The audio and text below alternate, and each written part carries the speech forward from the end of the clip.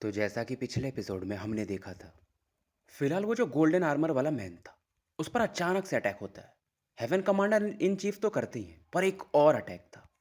अब आगे तो गाइस बहुत लोगों को नहीं पता है। मैंने द ग्रेट रूलर का भी नॉवेल एक्सप्लेन किया है। ड्रैगन प्रिंस इवान भी है। फ्लेम एम्परर है, बस उसके कुछ एपिसोड्स मिसिंग हैं कॉपीराइट की वजह से। तो आप उन्हें भी देख सकते हो, क्योंकि कमेंट कभी कभी आते हैं लोगों के कि अच्छा आपने ये भी एक्सप्लेन किया है। और साथ में मार्सल यूनिवर्स भी सीजन 4 से एंड तक पूरा आपको मिल जाएगा नोवेल एक्सप्लेनेशन। तो आगे बढ़ते हैं। तो यहाँ पर जो गोल्डन आर्मर मैन था, उससे हेवनली कमांडर इन चीफ का अटैक तो लगा था, लेकिन उन्होंने कंट्रोल कर लिया था अपने पावर को, ताकि ये गोल्डन मैन मरे ना। लेकिन एक और अटैक था जो वांगलिंग फील कर पाता है, पर वांगलिंग को फर्क नहीं पड़ता है कि यार ये मर रहा है ना, इससे मरने दो। क्योंकि वांगलिंग के लिए ये ज़्यादा जरूरी था कि ये मारा जाए, और बाद में ये पता करना जरूरी था कि किसने ये अटैक किया था।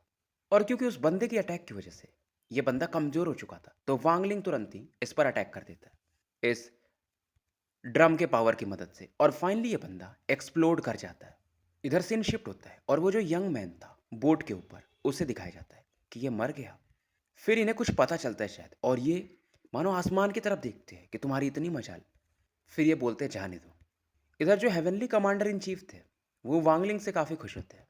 लोग बस हैरानी में वांगलिंग की तरफ देख रहे थे, और इसका जो रेस्पेक्ट था, जो कि इसे कम में आंकते थे लोग, वो भी अब पहले से काफ़ी बढ़ चुका था। मोल यही भी समझ रहा था कि वांगलिंग को डेमन जनरल क्या, अब तो ये वाइस कमांडर इन चीफ बन सकता है। और इधर 15वें बार जब ड्रम बजता है, तो एक अलग ही फीलिंग था। एक अलग रास्ता वांगलिंग बना चुका था अपने कल्टीवेशन के लिए। इधर जब वो वुमेन थी, वो फिर से जिथर बजाने लगती है, और वांगलिंग आसमान की तरफ देखकर कहता है कि मैंने अपना रास्ता छोड़ा नहीं, मतलब मेरा जो लगाव है वो अभी भी है। और क्योंकि हेवेंस में इतना हलचल हो रहा था, तो अब फिलहाल जो डिवाइन रेट्रीब्यूशन होता है, यानी कि बिजलियां कड़कना, फिर से शुरू हो जाती है। और ये तभी होता है जब कोई बंदा हेवेंस के रूल्स को डिफाई कर दे, हेवन डिफाइंग कोई कल्टीवेटर हो। फिलहाल आसमान में लाल बादलों को देखा जा सकता था। ये कहाँ से आ रहे थे, मतलब एक अलग ही स्पेस से आ रहे थे, इसका कोई पता कर नहीं सकता था। इधर प्लेनेट टियानियन पे ऑल सीर को दिखाया जाता है, जो कि अपना प्लान बना रहे थे 200 साल के बाद, क्योंकि इन्हें भी शायद अंदर आना है ना, तो क्या करना है। और ये भी स्पेस की तरफ देखते हैं, और इनका भी एक्सप्रेशन थोड़ा बदल जाता है। कैलकुलेट करते हैं और दिमाग में और कहते हैं डिवाइन रेट्रीब्यूशन। अब क्योंकि इसमें हेवेंस का पावर है, तो ये पूरी चीज़ कैलकुलेट नहीं कर सकते, लेकिन इतना कैलकुलेट कर लेते हैं कि ये divine retribution demon spirit land में जा रहा है, और ये कहीं ना कहीं मेरे प्लेनेट टियानियन से रिलेटेड है। पर किससे? अब टियानियन प्लेनेट पे डालुओस वर्डसेट वाले भी तो रहते हैं। इधर लिंग टियानहो को भी दिखाया जाता है, जो कि इस तरफ देखकर खुद हैरान था। फिलहाल ये कोई पिल बना रहा था। अब ये सोचता है कहीं ग्रीड को कुछ हो तो नहीं गया। मतलब जब भी डिवाइन रेट्रीब्यूशन आता है, एक तरह से ये सजा भी तो होती है। अगर कोई गलत काम करता है तो भी डिवाइन रेट्रीब्यूशन आता है, और ग्रीड ने कुछ वैसा किया था। इधर सीन दोबारा शिफ्ट होता है और ब्लड प्लैनेट को दिखाया जाता है, जहाँ पर जो एंसेस्टर ब्लड थे वो भी हैरान थे, और सोचते हैं कि इनकी बेटी याओ जिग्जियो कैसी होगी। इधर वांगलिंग को दिखाया जाता है, जो कि हवा में उड़ रहा था और इसके डोमेन में चेंजेस आ रहे थे। और जब बंदा एसेंडेंट लेवल पे जाता है, तो उसका डाउ हार्ट और उसकी सेलेस्टियल ऑरा एकदम फ्यूज हो जाती है। पूरी तरह से माइंड बॉडी सोल का कनेक्शन होने लगता है। लेकिन ये खतरे का भी संकेत है, क्योंकि अगर डिवाइन रेट्रीब्यूशन आप झेल नहीं पाए, तो मारे भी जा सकते हो। अब यहाँ पर भी पूरा जो आसमान था वो लाल हो चुका था। उस यंग मैन को दिखाया जाता है, जो कि नाव पे बैठा हुआ था, और इसे याद आता है अरे ये बंदा तो कल्टीवेटर है, इसीलिए ऐसा हो रहा है। कि मुझे बहुत समय पहले बहुत सारे एल्डर्स ने हेल्प किया था ड्रैगन लेक के अंदर, और डेमन ड्रम की मदद से मैंने अपने डिफाइंग ऑरा को छिपा पाया था, तभी मेरे लिए डिवाइन रेट्रीब्यूशन नहीं आया था। लेकिन ये इस बच्चे के लिए टेस्ट है, क्योंकि यह डिवाइन रेट्रीब्यूशन उतना स्ट्रांग नहीं है। लेकिन फ्यूचर में जब ये असेंडेंट लेवल पे होगा, तो हेवेंस का इस पे प्रभाव कम हो जाएगा। वांगलिंग इस लाल बादल को देखता है और कहता है ठीक है ये डिवाइन रेट्रीब्यूशन है, पर मुझे कोई नहीं रोक सकता। सी ऑफ डेविल्स में भी इसने एक बार डिवाइन रेट्रीब्यूशन को बुलाया था, लेकिन इस बार वाला ज़्यादा पावरफुल था। इधर इस यंग मैन को फिर से दिखाया जाता है कि डिवाइन रेट्रीब्यूशन दो प्रकार के होते हैं। पहला वाला जो कि सिंपल होता है और 90% केस में आता है, दूसरा वाला जो कि 10% है। तो वो तो नहीं है, तो इस बंदे का लक अच्छा है। इधर अचानक से उल्का पिंड के जैसा ये लाइटनिंग वांगलिंग की तरफ बढ़ता है। एक किलिंग इंटेंट था इसके अंदर हेवेंस का। स्काई डेमन सिटी में अब यहाँ पर बर्फ भी गिरने लगते हैं, और ये बिजली का कलर पूरी तरह से ब्लड रेड था, और ये संकेत था कि हेवेंस किसी को मारना चाहते हैं। वांगलिंग अब यहाँ पर अब इसके जो 3700 से ज़्यादा लाइफ सील्स थे उन्हें एक्टिवेट करता है, और बहुत सारे यहाँ पर रेस्ट्रिक्शंस भी लगाता है और ये हंसता है कि हेवेंस कितना भी स्ट्रांग हो, कितना भी गुस्सा हो, वो मेरी पहचान को नहीं मिटा सकते। अब ये लाइटनिंग इस पे अटैक करती है और वांगलिंग कहता है कि हेवेंस मुझे मारना चाहता है और मैं हेवेंस को डिस्ट्रॉय करना चाहता हूँ। और वांगलिंग अब फिंगर ऑफ डेथ को भी यूज़ करता है, एक नहीं 100 फिंगर ऑफ डेथ को। बहुत सारे सेलेस्टियल जेड्स निकाल रहा था ताकि अपनी पावर को मेंटेन कर सके। और इन 100 फिंगर ऑफ डेथ को ये एक में फ्यूज कर देता है, यानी एक बनाता है और आने वाले अटैक की तरफ बढ़ा देता है। और वांगलिंग कहता है कि डिवाइन रेट्रीब्यूशन, तुम मेरे शरीर को डिस्ट्रॉय कर सकते हो पर मेरे जहन को नहीं, दिल को नहीं। अब ये जो फिंगर ऑफ डेथ था कहीं ना कहीं डिवाइन रेट्रीब्यूशन में जो लाइफ पावर होता है उसे एब्जॉर्ब तो करता है, लेकिन डिवाइन रेट्रीब्यूशन काफ़ी स्ट्रांग होता है, तो फिंगर ऑफ डेथ धीरे धीरे गायब हो जाता है। और लाइटनिंग हालांकि थोड़ी डिम हो जाती है पर वांगलिंग की तरफ फिर से बढ़ती है। अब वांगलिंग के जो ये लाइफ सेल्स थे इन्हें ये पूरी तरह से स्लॉटर ऑरा में बदल लेता है। 3700 के आसपास जो भी थे एक जगह इकट्ठा करता है और बोलता है किल। अभी जो स्लॉटर ऑरा थी एक ड्रैगन में बदल जाती है, ब्लैक ड्रैगन में, और आते हुए लाइटनिंग की तरफ तेजी से बढ़ती है। वांगलिंग की एक खास बात थी कि ये कभी हिचकता नहीं था कि अरे यार ये यूज़ कर दूंगा तो दोबारा कैसे मिलेगा। ड्रैगन और लाइटनिंग पावर टकराते हैं, ड्रैगन भी फाइनली कोलैप्स कर जाता है। हालांकि अब ये लाइटनिंग भी पहले से काफ़ी डिम हो जाती है।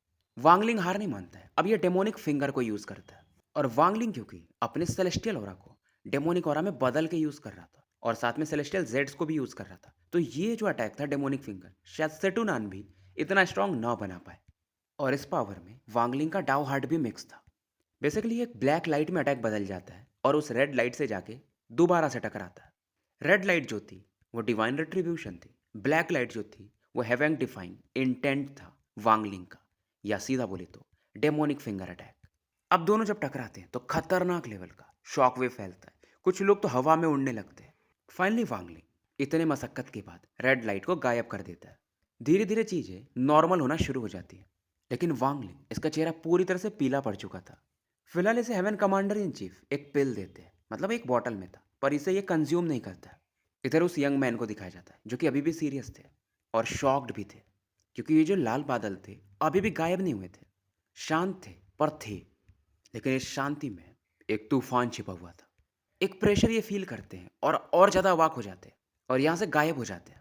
फिलहाल ये अपने इंपीरियल सिटी में आते हैं और जब इस बादल के और करीब थे तो इनके रोंगटे खड़े हो जाते और कहते यार ये चीज़ तो मेरे हाथ से भी बाहर जा चुका है। अब ये वांगलिंग को यहाँ से खींच के ले जाना चाहते थे ताकि डिवाइन रेट्रीब्यूशन का असर शहर पे ज़्यादा ना हो, पर इन्हें फील होता है कि डिवाइन रेट्रीब्यूशन इन्हें कुछ बोल रहा हो कि इसको लेके गया तो तू भी निपटेगा। और ये जानते थे डिवाइन रेट्रीब्यूशन को ज़्यादा नाराज किए तो इनकी भी हालत खस्ती हो सकती है।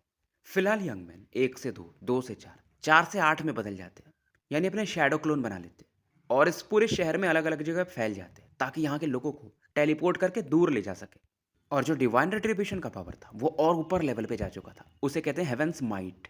और ये सोचते हैं क्या एंसेस्टर प्रकट होंगे, तो वांगलिंग के लिए यह दूसरा पनिशमेंट था। आसमान में जो बादल थे उनके रंग फिर से बदलते हैं और प्रेशर पहले से कई गुना ज़्यादा बढ़ चुका था।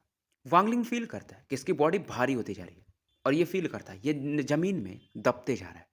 लाल बादल फिर से इकट्ठा हो रहे थे, पैर हाथ इसके कुछ मूव भी नहीं कर पा रहे थे। वांगलिंग आसमान की तरफ कैसे भी ऐसा मुंडी उठा के देखता है और कहता है मैं गिव अप तो नहीं करूंगा। और फिर से बिजलियां या बिजली इसकी तरफ बढ़ने लगती है। धीरे धीरे इंपीरियल सिटी तबाह होने लगा था और अंडरग्राउंड से एक गुस्से में आवाज आती है कि शिट डिवाइन रिट्रीब्यूशन और तुम छोटे, मतलब गालियों में स्काउंड्रेल, तुम मेरे शहर को तबाह करना चाहते हो, मेरी राजधानी को, और बच्चे तुम तो मरना डिजर्व करते हो। और ये डिवाइन रिट्रीब्यूशन ये तो और ज़्यादा मरना चाहिए इसे। जमीन के नीचे से 5 पावरफुल शॉकवेव निकलते हैं। हेवेंस का जो माइट था इसे सप्रेस करना चाहता था पर कर नहीं पाता है। 5 ओल्ड मैन यहाँ पर देखे जा सकते थे, ये उन्हीं के शॉकवेव थे। इधर वांगलिंग इसकी हर एक जो रंध्र होती है, मतलब शरीर में जो छिद्र होते वहाँ से ब्लड बाहर आ रहे थे, मानो इसका जो चमड़ी था, शरीर था, उसके पलीदे बन रहे हो, यानी फट सकता था कभी भी। पर ये जो 5 ओल्ड मैन थे ये इस प्रेशर में भी हवा में उड़ सकते थे। और कहते हैं इसीलिए हमारे एंसेस्टर कहते हैं कि हेवेंस का माइट सच में काफ़ी पावरफुल है। पर तभी इनमें से एक कहता है कि ये थोड़ी कहा था हमारे एंसेस्टर ने तो ये कहा था कि हेवेंस का जो डाव है वो एक नटखट बच्ची के समान है, यानी अगर तुम चाहो तो उसे फेंक सकते हो। फिर तीसरा कुछ और कहता है। ये पांचों अपने में झगड़ा करने लगते हैं कि नहीं नहीं हमारे एंसेस्टर ऐसा नहीं कहते थे। इधर हेवेंस का जो माइट था, यानी ये जो रेड क्लाउड, ये और गुस्सा हो जाता है। फिलहाल ये पांचों लोग अब सीरियस होते हैं और फाइनली इनमें से कोई कहता है कि हम एंशियंट डेमन के डिसेंडेंट हैं, यानी कि वंशज हैं, और हेवेंस लॉ के बाहर आते हैं। तो तुम यहाँ पे क्या करने आए हो? बादल और नीचे आता है, यानी 10 फीट और नीचे, तो प्रेशर और बढ़ता है। जमीन में भी क्रैक्स आ रहे थे और वांगलिंग तो अब खून की उल्टी करने लगता है। धीरे धीरे ये अंदर में धंस रहा था। अब उनमें से एक और चिल्लाता है कि डिवाइन रेट्रीब्यूशन, तुम्हारी इतनी मजाल, मैं तो तुमसे मरने तक फाइट करूंगा। इधर वांगलिंग जमीन के अंदर धंस चुका था, इसे कुछ पता नहीं चल रहा था। इसके मेरिडियंस फूट चुके थे, हड्डियां चरमरा चुकी थी। वांगलिंग जानता था इसका ओरिजिन सोल खत्म हो सकता है, इसकी बॉडी खत्म हो सकती है, पर ये अपने डाव हार्ट को कभी मरने नहीं देगा और रास्ता बदलेगा नहीं। वांगलिंग के माइंड में एक आवाज आती है कि हेवेंस डाउ इसलिए नहीं डरता है कि लोग उनसे छिपना चाहते हैं। वो इससे डरता है जब उसे कोई फेस करना चाहता है, मतलब उसके सामने खड़ा हो जाए कि नहीं मैं तुमसे फाइट करूंगा। तब हेवेंस ये चाहता है कि उस बंदे को मिटा दिया जाए, और तुम पहले नहीं हो और तुम आखिरी भी नहीं हो, मतलब ऐसे पहले भी लोग कर चुके हैं। तो जब कोई लोग एसेंडेंट लेवल पे जाते हैं तो वो हेवेंस के पाथ पे चलते हैं, तो फिर डिवाइन रिट्रीब्यूशन नहीं आता है। लेकिन तुमने चुना कि तुम अपने रास्ते पे चलोगे, इसलिए हेवेंस का माइट तुम पे अटैक किया। मतलब ये दो रास्ते हो गए, और एक तीसरा रास्ता भी था। बहुत साल पहले की बात है। इस दुनिया में जब ये दुनिया पहली बार बनी थी, तो एक ऐसी पीप प्रजाति थी जो कि हेवेंस डाओ की इतनी पुरानी थी, और वो लोग बहुत पावरफुल थे। तो वो अपने पावर से ही अपना डाओ क्रिएट कर लेते थे और हेवन से फाइट करते थे। और वो लोग बेसिकली स्लॉटर वाले रास्ते पे चलते थे, तो हेवन से फाइट करते थे। उन्हें एंशियंट ऑर्डर कहा जाता है। डिवाइन रिट्रीब्यूशन उनकी बॉडीज को भी डिस्ट्रॉय नहीं कर पाती थी, और हेवेंस माइट भी उनका सामना नहीं कर पाती थी। तो वो पहले लोग थे जो हेवेंस को डिफाई करते थे। लेकिन बहुत समय के बाद ये जो एंशियंट ऑर्डर थी, यानी ये जो रेस थी, वो बट गया। अब क्योंकि बहुत पावरफुल थे, तो समय के साथ लोग उन्हें एंशियंट गॉड कहने लगे, यानी जिनके पास पावर ज़्यादा था, इन्हीं का रेस था ये। और जिनके पास स्लॉटर और ज़्यादा थी, उन्हें एंशियंट डेविल्स कहा जाने लगा। और जो स्पेल अच्छा कंट्रोल करते थे, उन्हें एंशियंट डेमंस कहा जाने लगा। ये सब चीज़ें वांगलिंग के माइंड में जा रही थी। वांगलिंग फिर भी शांत था और पूछता है, क्या तुम एंशियंट डेमन हो? आवाज़ आती है कि हाँ। फिर आवाज़ आती, लेकिन मैं पूरा नहीं हूँ, क्योंकि मैं जब जागा तो मैं इस डेमन ड्रम के अंदर था, और मुझे ऐसा फील होता है कि ये डेमन ड्रम मेरा ही था।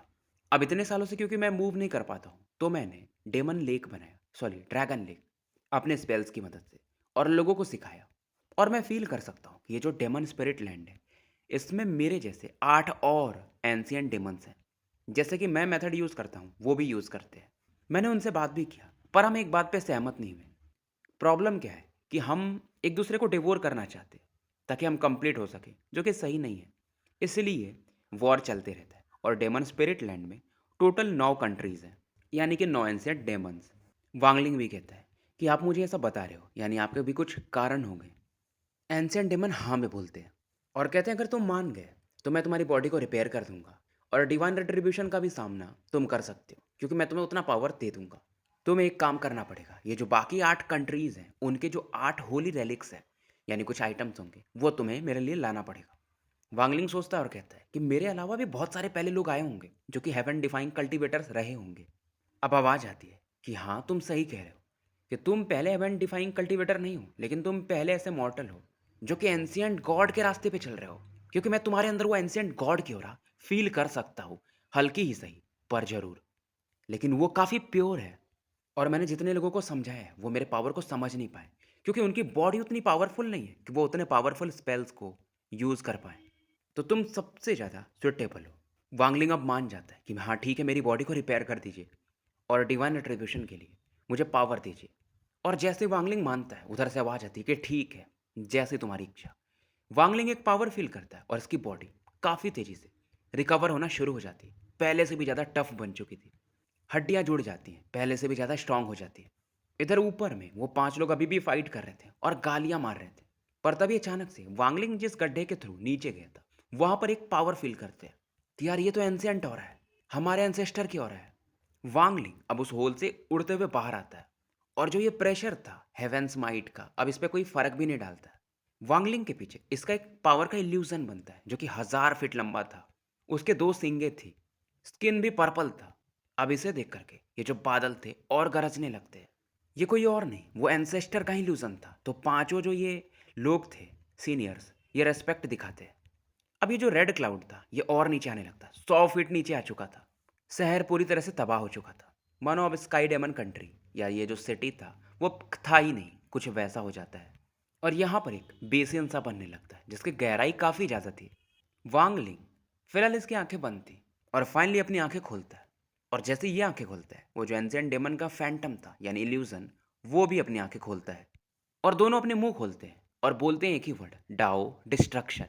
और जैसे ही वांगलिंग बोलता है एक मॉन्स्टरस पावर इसकी बॉडी से निकलता है और रेड क्लाउड से जाके टकराता है।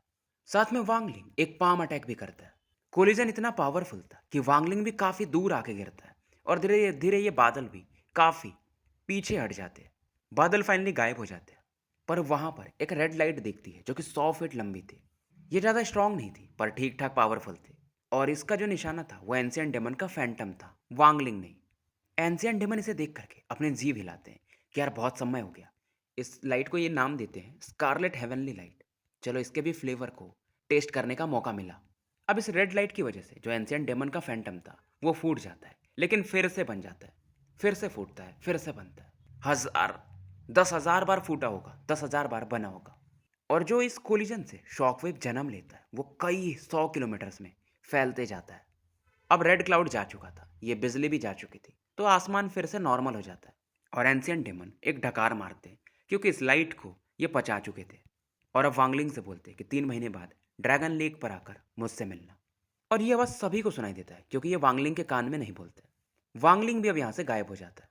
अब ये जो 5 ओल्ड मैन थे ये किसी का नाम लेते हैं, युनडुन कहाँ हो तुम, इधर आओ।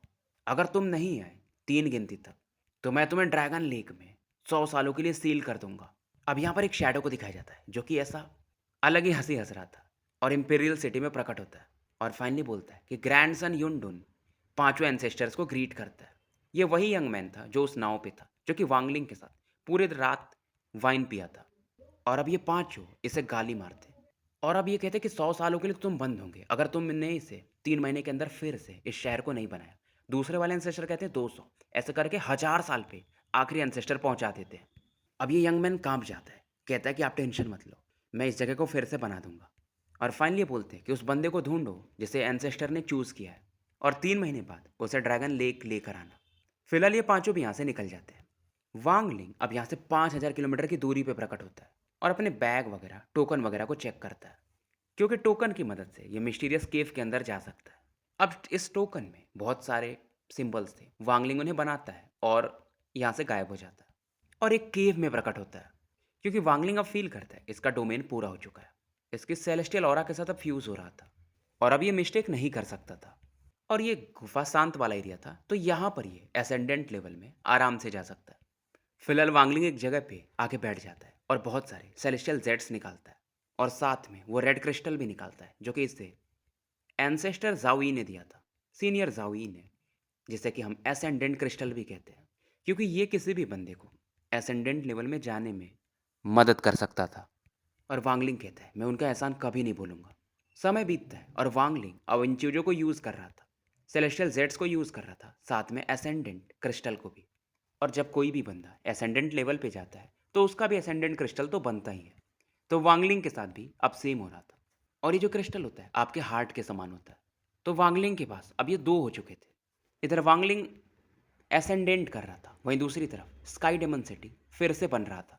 पर इस समय काफ़ी दूरी पे एक ब्लैक टावर को दिखाया जाता है जहाँ पर 2 घोंसली लाइट्स चमकते हैं और कोई कहता है कि वैन उस बंदे का हेल्प एंशिएंट डेमन ने किया डिवाइन रेट्रिब्यूशन से बचने के लिए, लेकिन मैं तुम्हें छोड़ूंगा नहीं।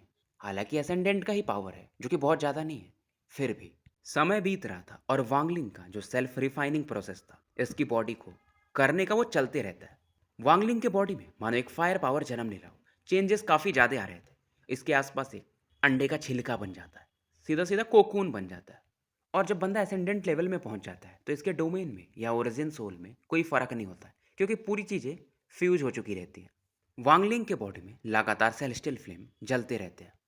नॉर्मल आंखें नहीं देख सकती, मतलब तुम लोग नहीं देख पाओगे, मेरा जैसा पावरफुल बंदा देख सकता है क्योंकि ये फ्लेम इनविजिबल होते हैं। अब जैसे जैसे ये सेलेस्टियल फ्लेम बढ़ता है तो ये जो कोकून था अब इसमें क्रैक्स आने लगते हैं। वांगलिंग अंदर में था और ये अभी भी जागा हुआ था।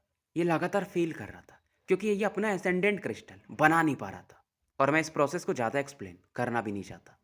समय बीतता है और धीरे धीरे ये क्रिस्टल को, मतलब वो लिक्विड के फॉर्म में था, उसे एक सॉलिड फॉर्म देने लगता है। और ये जो सेलेस्टियल फ्लेम था इसके साथ जो जावी का क्रिस्टल था वो फ्यूज हो जाता है। अब इसके पास दो एसेंडेंट क्रिस्टल थे, एक रिप्रेजेंट करता था लाइफ और डेथ, और दूसरा जावी का था तो वो ऑब्सेशन को दिखाता था, यानी कि जिद को, क्योंकि वो जावी का इंटेंट था। अब जावी का जो क्रिस्टल था वो कोलैप्स कर जाता है और इसके और अभी वांगलिंग का क्रिस्टल एब्जॉर्ब कर लेता है, क्योंकि हर एक एसेंडेंट क्रिस्टल में एक ओरिजिन एनर्जी होती है जो कि वांगलिंग एब्जॉर्ब कर चुका था। बाहर की दुनिया में समय काफ़ी तेज़ी से निकलता है और 10 साल निकल चुके थे। स्काई डेमन सिटी को बने हुए दोबारा से 10 साल हो चुके थे। पहले जैसे ये फिर से बन चुका था। वो डेमन ड्रम वो अभी भी उस मैदान में ही था। पर चर्चा एक ही बंदे का चलता था उस दिन के बाद से, वांगलिंग। वो नाव पर अब देखने को नहीं मिलती। कोई जिथर नहीं बजाता था। और उस यंग मैन को दिखाया जाता है जो कि इंपेरियल पैलेस पे खड़ा था। और इनके बगल में एक लड़की खड़ी थी। लड़की काफ़ी नटखटी दिख रही थी। अगर जू लीगो होता तो वो पहचान जाता कि ये वही है, वो जो डेमन एम्परर का स्वॉर्ड है उसकी स्पिरिट। यंग मैन में फिलहाल कहते हैं, यार 10 साल हो गए, वो बंदा दोबारा दिखा नहीं। पांचों एंसेस्टर ने भी चेक किया था पर उसे ढूंढ नहीं पाए। मानो उसने डेमन स्पिरिट लैंड को ही छोड़ दिया है। अब यहाँ पर एक अर्थ vice in commander in chief के घर को दिखाया जाता है, जहाँ पर एक बर्ली मैन खड़ा था और उसके पीछे 3 लोग। और वो कहता है कि ब्रदर वांग आप गए कहाँ पर। फाइनली कोकून्स में क्रैक आने लगते हैं जो दोबारा से कोकून बनाता है। और जैसे कोकून फटता है उसमें से ग्रे गैस बाहर निकलता है। वांगलिंग का जो अब ओरिजिन सोल था पहले वो ट्रांसपेरेंट हुआ करता था, मतलब आर पार आप देख सकते हो। पर अब ये सॉलिड फॉर्म में हो चुका था, मतलब जैसा शरीर होता है वैसी आत्मा बन चुकी थी। और अब ओरिजिन सोल ही इसका डोमेन है। वांगलिंग आंखें खोलता है कि चलो फाइनली एसेंडेंट लेवल पे पहुंच चुका हूँ। रैंक 6 के कंट्रीज में एसेंडेंट लेवल टॉप लेवल माना जाता है। रैंक 7 की भी कंट्रीज में एसेंडेंट लेवल के बंदे, मतलब इनको रिस्पेक्ट मिलती है। तो 10 साल वांगलिंग एसेंडेंट लेवल जाने में लेता है, लेकिन इसे और भी बहुत फायदे होते हैं। इधर उस ब्लैक टावर को फिर से दिखाया जाता है, जहाँ पर दो घोंसली लाइट फिर से चमकती है और एक आवाज़ आती है कि वो अभी बस एसेंडेंट लेवल पे पहुंचा है। तो उसका जो ओरिजिन एनर्जी है वो उसकी बॉडी के साथ अभी फ्यूज़ नहीं हुआ है, उसे 49 दिन और लगेगा। और इसी समय का तो मैं वेट 10 सालों से कर रहा था। और जैसे ये बोलता है स्पेस में एक ब्लैक वॉर्टेक्स बनने लगता है और काफ़ी तेज़ी से घूम रहा था। और इसकी वजह से आसपास के भी एरिया में बहुत सारे चेंजेस देखने को मिलते हैं, यानी आसमान का भी कलर बदलने लगता है। ये बंदा कुछ हड्डियों को इकट्ठा करता है, फिर सोचता है कि यार मैं उस जगह पे जा नहीं सकता जहाँ पर वो है। और ये जो भी बंदा था, मतलब ये कंकाल के रूप में था एक तरह से, ये सामने आदेश देता है कि जाओ उसकी ओरिजिन एनर्जी लेके आओ, क्योंकि एसेंडेंट कल्टीवेटर्स में ही ओरिजिन एनर्जी होती है। अगर मैं इंजर्ड नहीं होता तो मैं खुद जा करके उसकी एनर्जी ले लेता। फिर वो लाइट गायब हो जाती है। अब वांगलिंग उठता है तो इसकी हड्डियां ऐसे आवाज करती हैं, क्योंकि 10 साल से आप एक ही जगह पे बैठे थे। पर वांगलिंग जब इस गुफा में देखता है तो इसे एक वर्टेक्स दिखाई देता है। ये हैरान हो जाता है, यार ये तो मैंने कभी नहीं देखा था। और ये तभी प्रकट हुआ जब मैं असेंडेंट लेवल पे पहुंचा हूँ। और वांगलिंग हमेशा से चौकन्ना था। ये तुरंत ही जो गुफा का गेट था उसकी तरफ बढ़ता है। और जैसे ही बढ़ता है वो जो वॉर्टेक्स था या ब्लैक होल बोलो या कुछ भी बोलो, उसका साइज बढ़ने लगता है। वांगलिंग तुरंत ही केव टोकन निकालता है और यहाँ से अब ये टोकन को यूज़ करता है तो यहाँ से गायब होने लगता है। पर तभी वो जो ब्लैक होल बना था वहाँ से एक हड्डी वाला हाथ निकलता है और वांगलिंग की तरफ अटैक करता है। वांगलिंग फिर भी गायब हो जाता है, पर ये वॉर्टेक्स भी यहाँ से गायब हो जाता है। इधर फायर डेमन कंट्री को दिखाया जाता है जहाँ से वांगलिंग बाहर निकलता है, लेकिन ये काफ़ी पेन में था, क्योंकि ये टेलीपोर्ट कर रहा था, लेकिन उस हाथ की वजह से जो टेलीपोर्टेशन का डायरेक्शन था वो बदल जाता है। ये जगह इसके लिए पूरी तरह से नया था। फिर से आसपास में एक वर्टेक्स बनने लगता है। और वर्टेक्स ऐसा था कि अगर आप खड़े भी हो तो कहाँ से ये खुलने वाला है आप पता नहीं कर पाओगे। इवन डिवाइन सेंस भी मानो इस चीज के सामने काम नहीं करता था। वांगलिंग इस बार भागता नहीं है, इस वर्टेक्स की तरफ देखता है और देखना चाहता था ये जो हड्डियों वाला हाथ है इसमें कितना पावर है। अब ये जो हाथ था कोई अटैक यूज नहीं करता, बस वांगलिंग को पकड़ना चाहता था और यहाँ से लेके शायद जाना चाहता था। अब Wangling finger of death use करता है एसेंडेंट लेवल में पहुंचने के बाद पहली बार। तो जो ब्लैक लाइट निकलती वो 10 गुना ज़्यादा स्ट्रॉन्गर थी, लेकिन ये जो हाथ था ये इस अटैक को आराम से ब्लॉक कर देता है। हालांकि अटैक तो रुक जाता है, लेकिन इसके अंदर जो डेथ एनर्जी था वांगलिंग के अटैक के अंदर, उससे नहीं रुक पाता है। और वांगलिंग इस दौरान एक इनविजिबल फोर्स अपनी तरफ फील करता है कि बढ़ रहा हो। अब ये फोर्स वांगलिंग से आके टकराता है और ये फील करता है कि इसके अंदर जो ओरिजिन सोल है, जो ओरिजिन एनर्जी अभी बनी है एसेंडेंट लेवल में पहुंचने के बाद, मन उसे कोई खींच रहा हो। और ये उसे कुछ कर भी नहीं पा रहा था। इसका ओरिजिन सोल इसकी बॉडी से निकलने लगता है और ये बेहोश होने लगता है। लेकिन वांगलिंग फिर से काबू पाता है कि नहीं मैं अभी सो नहीं सकता। और ये पैनिक भी नहीं करता, इसका किलिंग इंटेंट बढ़ जाता है, क्योंकि ये था वांगलिंग। जो बंदा हेवेंस को डिफाई कर सकता है, ऐसे लोगों के स्पेल से उसे क्या फर्क पड़ेगा। ये हंसता है और बोलता है, हार्ट ऑफ स्लॉटर। तो इसका पावरफुल जो स्लॉटर हो रहा था अब रिलीज होना शुरू हो जाता है।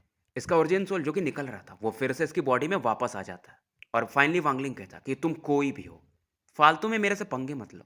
और साथ में वांगलिंग बहुत सारे टेलीपोर्टेशन स्पेल्स यूज करता है और यहाँ से गायब हो जाता है। इधर वांगलिंग, ये जो बोन आर्मर था या बोन वाला हाथ था, उसके हाथ में एक कुछ पहना हुआ था उसने कलाई पर।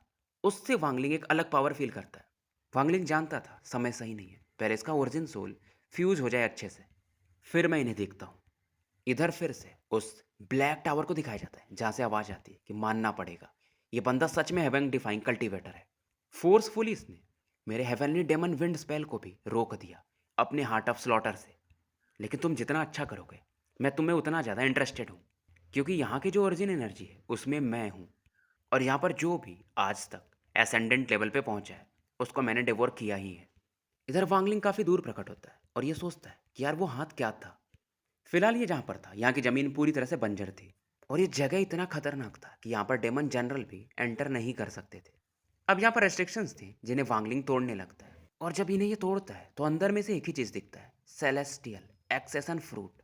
और वो जो काला हाथ था, हड्डी वाला हाथ, वो फिर से यहाँ पे प्रकट होता है। तो स्टोरी यहीं समाप्त करते हैं। मिलते हैं फिर कल एक नए वीडियो के साथ।